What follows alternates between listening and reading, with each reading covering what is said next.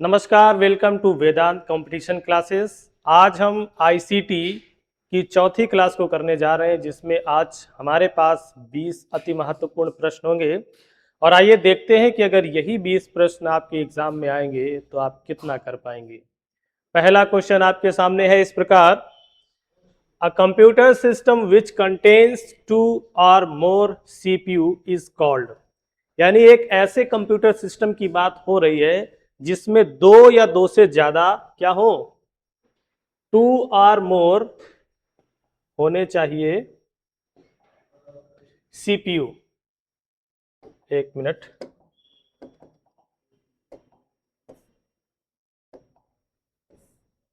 हाँ, दो या दो से ज्यादा क्या होने चाहिए, सीपीयू हूं, उसे हम क्या कहेंगे।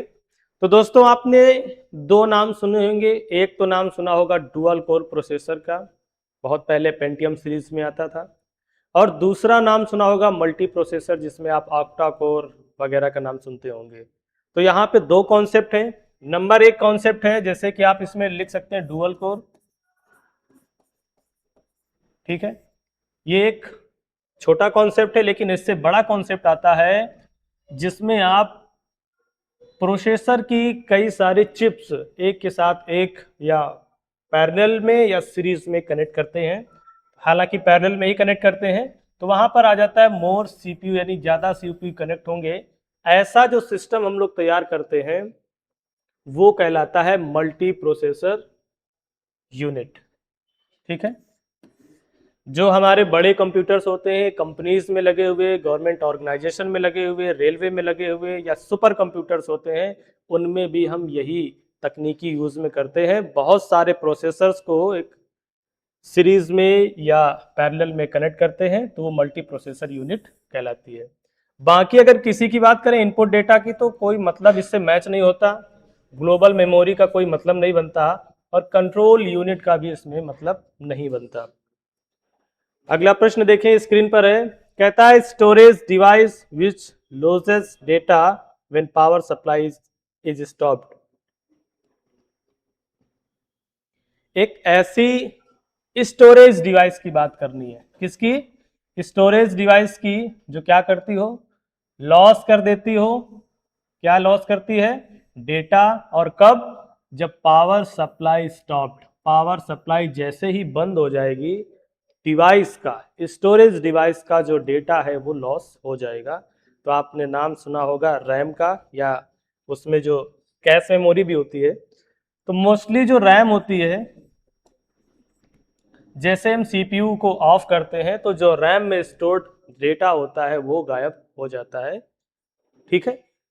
और रैम की भी आप जानते हैं कैटेगरी में हम रखते हैं, दो कैटेगरी में। एक होती है स्टैटिक रैम, और दूसरी होती है डायनेमिक रैम। ये ज़्यादा फास्ट होती है, कम पावर लेती है, और उसके अलावा थोड़ी सी कॉस्टली भी होती है। वहीं डायनेमिक रैम की बात करें, अच्छा, स्टैटिक रैम की एक खासियत है, इसको रिफ्रेश करने की आवश्यकता नहीं होती। लेकिन जो हमारी डायनेमिक रैम है, इसको रिफ्रेशिंग की आवश्यकता होती है, थोड़ा सा स्लो होती है। तो आपने देखा होगा जो पुराने कंप्यूटर यूजर हैं, कई बार आप देखते हैं कि जैसे कोई कंप्यूटर ऑन करता है या थोड़ी थोड़ी देर में, जैसे एक हैबिट नहीं होती, उस प्रकार से वो माउस से राइट क्लिक करते हैं, फिर रिफ्रेश पे बार बार क्लिक करते रहते हैं, कई बार क्लिक करते हैं। तो ऐसा या तो उन्होंने कहीं से सीखा हुआ है, या तो उनको ऐसा पता है, मतलब ऐसे मिस इन्फॉर्मेशन है कि बार बार रिफ्रेश करने की उनको ज़रूरत है उनके सिस्टम में जो मेमोरी लगी है।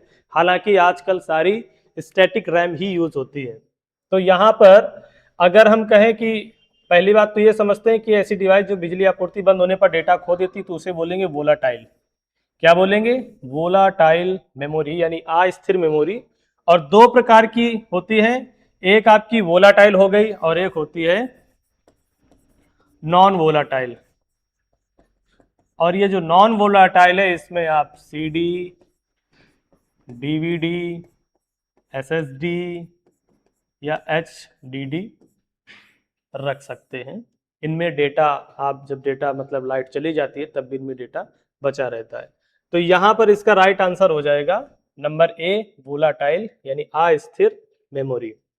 सेकेंडरी स्टोरेज के बारे में, कंप्यूटर की वह स्टोरेज जिसमें ऑपरेटिंग सिस्टम ना हो वह सेकेंडरी स्टोरेज डिवाइस कहलाती है।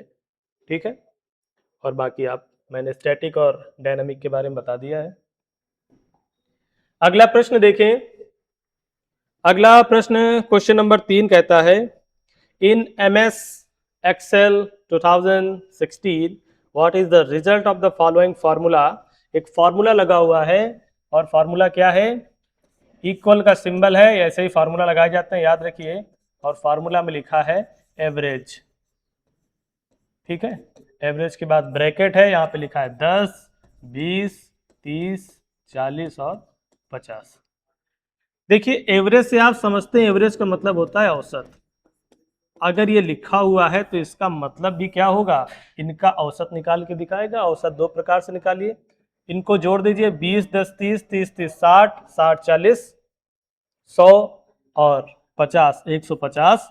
और कितनी संख्याएं, 1, 2, 3, 4, 5, 5 से भाग दे देंगे, 5 3 15, 30 हो जाएगा। तो यानी ये जो फार्मूला लगेगा तो ये एवरेज में क्या लेकर के आएगा आंसर, 30।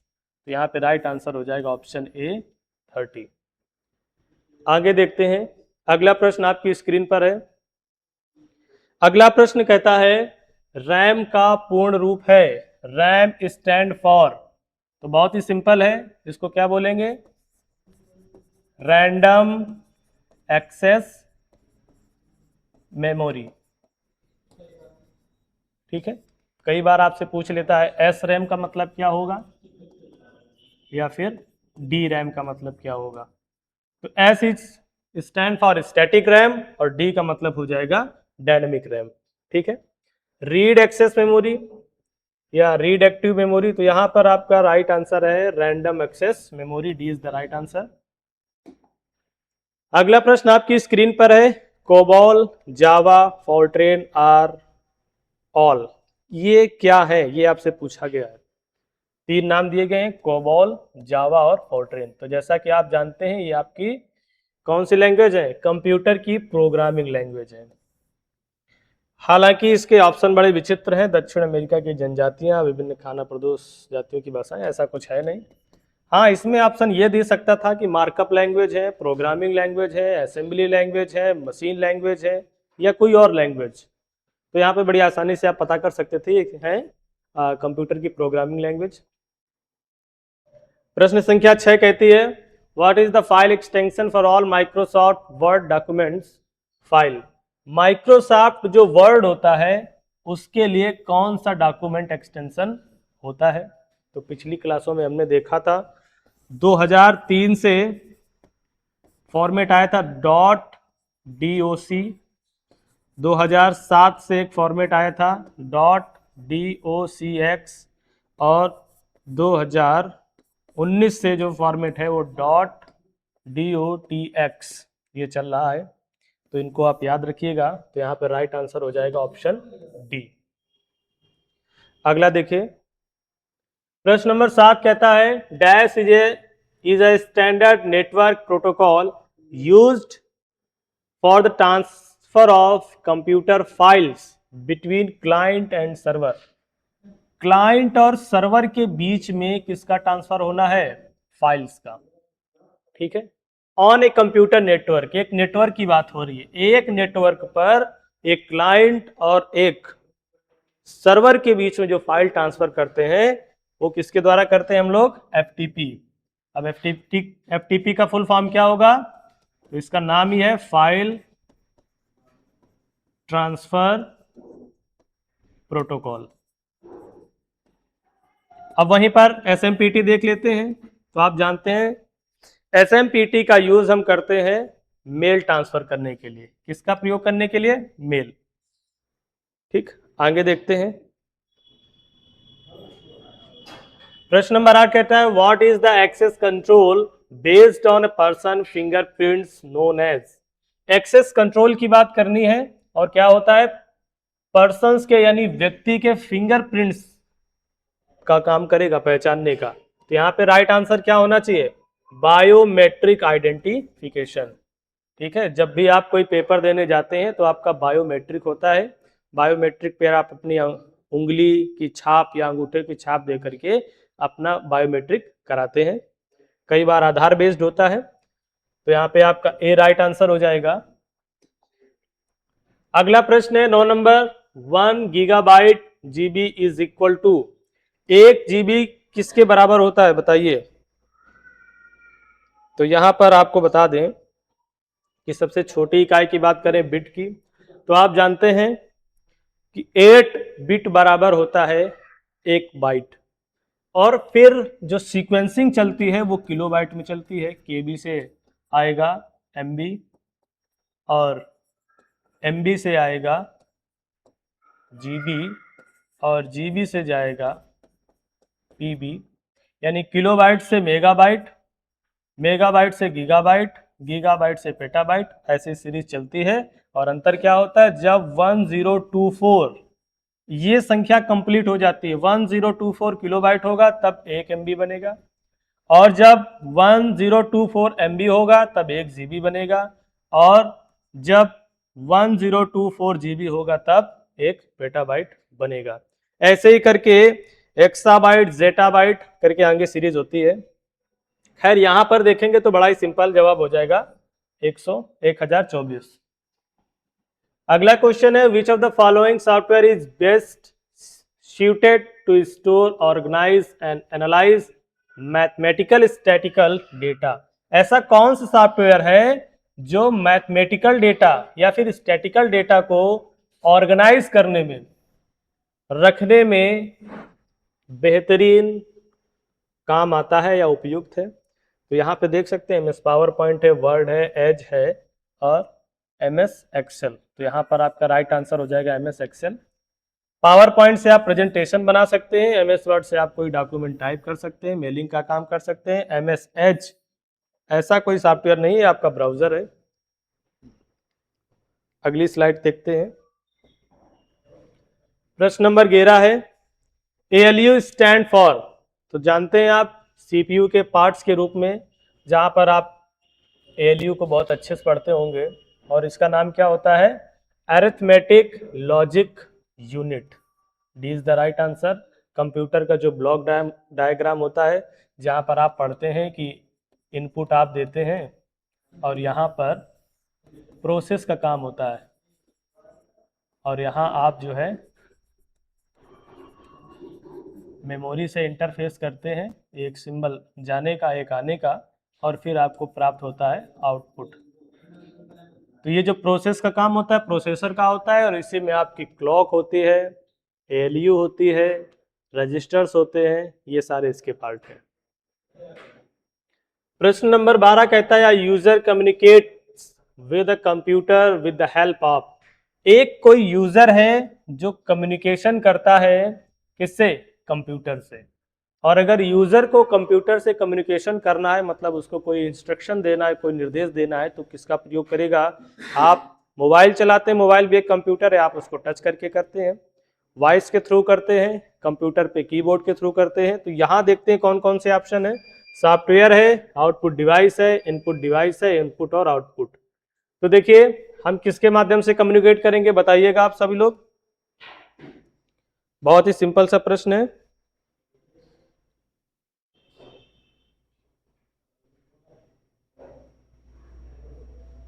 बताइए।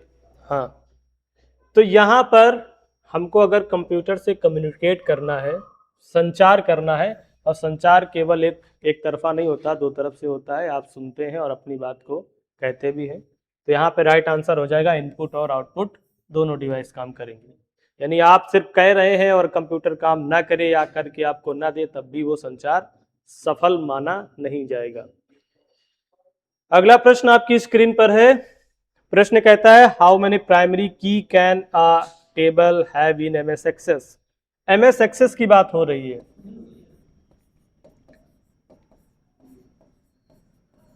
और एमएस एक्सेस में बात हो रही है प्राइमरी की। थोड़ा सा डिफिकल्ट क्वेश्चन है ये। डिफिकल्ट इसलिए क्योंकि अगर आपने डेटाबेस पर कभी काम किया होगा तो आपको पता होगा कि प्राइमरी की क्या होती है। इसके लिए आपको एक छोटा सा एग्जांपल दें कि जब भी आप किसी वेबसाइट से अपना डेटा लॉगिन पासवर्ड भूल जाते हैं, तब आप कुछ जानकारी फिल करते हैं, रजिस्ट्रेशन नंबर हो गया, मोबाइल नंबर हो गया या ईमेल आईडी हो गई, कुछ भी ऐसा आपसे जब जानकारी मांगते हैं आप फिल करते हैं, फिर उसके बाद आपको आपकी लॉगिन आईडी या पासवर्ड जो वेबसाइट होती है वो दे देती है। तो वहां पे वो चेक ही इसी आधार पे करती है कि जब आप उसमें मोबाइल नंबर डालेंगे या ईमेल आईडी डालेंगे तो उसको किसी एक को प्राइमरी की बना देते हैं और उसी के आधार पे डेटा स्टोर होता है। एग्जाम्पल के तौर पे समझिएगा कि अगर कोई वेबसाइट, आप मान लीजिए बहुत सारी इंफॉर्मेशन देते हैं, जैसे मोबाइल नंबर दे दिया आपने, ईमेल आईडी दे दी, या फिर और 2-4 कॉलम दे दिए। अब एक बार आपने रजिस्ट्रेशन कर लिया और जब आप दोबारा किसी कारणवश रजिस्ट्रेशन करते हैं और अपना मोबाइल नंबर डालते हैं तो वहां पे बताता है mobile number is already exist. तो यहाँ पे एक कारण ये भी हो सकता है कि वो मोबाइल नंबर जो डेटाबेस है उसकी प्राइमरी की में एग्जिस्ट करता हो, और जैसे ही आप मोबाइल नंबर डालेंगे डेटाबेस सबसे पहले चेक करेगा कि क्या ये मोबाइल नंबर यहाँ पे एग्जिस्ट करता है या नहीं, और अगर उस टेबल से जवाब आता है कि ये मोबाइल नंबर पहले से है तो फिर आप नया रिकॉर्ड उस मोबाइल नंबर के थ्रू नहीं बना सकते। तो प्राइमरी की कितनी होती है? 1। आगे देखें, अगला सवाल आपकी स्क्रीन पर है, करके बताइए जल्दी से। सवाल कहता है, हाँ, the ASCII code for 7 is 0011011111। ASCII code दिया हुआ है, अमेरिकन स्टैंडर्ड कोड है ये। 7 का इतना होता है तो 8 का कितना होगा, यही पूछा है। हाँ, 8 का आस्की कोड कितना होगा। तो आपको बता दें कि पिछली क्लास में भी मैंने बाइनरी कोड के बारे में आपको बताया था, कैसे निकालते हैं आस्की कोड, कैसे निकालते हैं, ऑक्टल नंबर वाला बताया था। इस पर एक विशेष क्लास लेंगे जिसमें सारे आपको बताएंगे एक एक करके। फिलहाल इसका जवाब दीजिए आप। तो फिलहाल मैं अभी इसको सॉल्व नहीं कराऊंगा, लेकिन आपको यहाँ पे राइट आंसर बता दे रहा हूँ, ऑप्शन नंबर ए। बहुत ही सिंपल है निकालना, देखेंगे अगली क्लास में। खैर आगे देखें, प्रश्न नंबर 15 कहता है what is the full form of DNS word. देखिए, डीएनएस वर्ड को आप ध्यान करके ये समझिए कि कंप्यूटर फील्ड से पूछा गया है, क्योंकि आप मेडिकल फील्ड में ले जाएंगे तो डीएनएस जब बीमार हो जाते हैं, रिकवरी होती है किसी की, तो डीएनएस की बोतल भी उसको चढ़ाई जाती है, या फिर उसके नाक में भी कुछ ऐसा सिंड्रोम टाइप का होता है, वो भी डीएनएस है। हालांकि कंप्यूटर की बात करें तो इसको बोलते हैं डोमेन नेम सिस्टम। जब भी आप कोई यूआरएल टाइप करते हैं तो उस यूआरएल में जो नाम होता है आपका, उसी को कहते हैं डोमेन नेम। ठीक है, आगे चलें। प्रश्न नंबर 16 है what is the full form of P ROM. बताइए। अभी मैंने आपको रैम के बारे में बताया था, एस रैम और डी रैम, और जो पहली क्लास थी उसमें मैंने आपको बताया था EEPROM,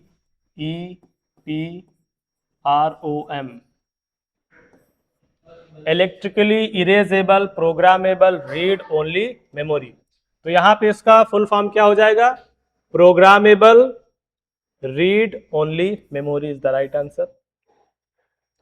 प्रश्न नंबर 17 कहता है which of the following option is an example of system software.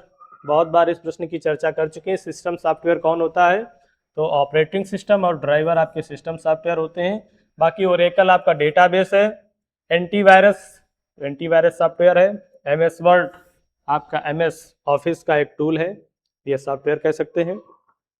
अगला प्रश्न, WinZip software is an example of dash software. WinZip कैसे सॉफ्टवेयर का एक एग्जाम्पल है? देखिए, ड्राइवर का काम हमने बताया था क्लास में, कोई यूटिलिटी या हार्डवेयर आप कनेक्ट करते हैं तो उसको ऑपरेट करने का काम ड्राइवर करेगा। ओपन सोर्स सॉफ्टवेयर का एक ऐसा फीचर है, मान सकते हैं कि वो ओपन सोर्स है, उसको आप यूजर अपने अनुसार मॉडिफाई कर सकता है। ठीक है, प्रोग्रामिंग लैंग्वेजेस होती है प्रोग्राम करना, तो यहाँ पे इसका राइट आंसर हो जाएगा शेयरवेयर। WinZip शेयरवेयर टाइप के जो सॉफ्टवेयर है उसका एक एग्जांपल है। अगला प्रश्न देखें, common gateway interface program are written in, बताइए किस में लिखे होते हैं कॉमन गेटवे इंटरफेस प्रोग्राम? तो इसका राइट आंसर हो जाएगा सी और फोर्ट्रान लैंग्वेज में लिखे जाते हैं। एचटीएमएल में जानते हैं आप hyper text markup language, web browser web page में काम आती है, जावा प्रोग्रामिंग में भी काम आती है, स्क्रिप्टिंग में भी काम आती है, कोबोल का यूज बेहतरीन गवर्नमेंट ऑर्गेनाइजेशन वगैरह में किया जाता है। आगे देखें, प्रश्न नंबर 20 है, निम्नलिखित में कौन सा एक लोकप्रिय ईमेल क्लाइंट सॉफ्टवेयर है? ईमेल के लिए क्लाइंट का सॉफ्टवेयर कौन सा है? तो जब आप MS ऑफिस का पैकेज लेते हैं तो वहां पर आपको एक सुविधा या एक टूल, एक सॉफ्टवेयर मिलता है जिसका नाम है माइक्रोसॉफ्ट आउटलुक। फोटोशॉप आप जानते हैं फोटो एडिटिंग के काम आता है, माइक्रोसॉफ्ट वर्ड राइटिंग के काम, और मोजिला फायरफॉक्स एक ओपन सोर्स ब्राउज़र है। तो आज की क्लास के 20 क्वेश्चन यहीं पर समाप्त होते हैं। मिलते हैं अगली क्लास में, तब तक के लिए बहुत बहुत धन्यवाद।